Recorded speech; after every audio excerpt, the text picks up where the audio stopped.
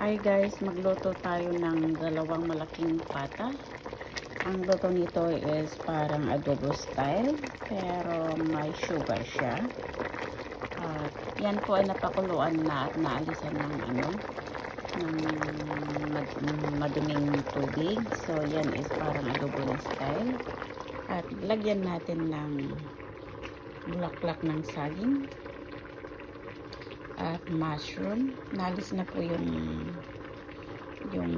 pinakapuno ng mushroom.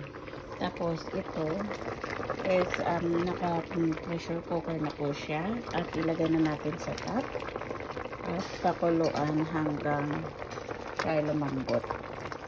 Maybe isang oras kasi pressure cooker naman to.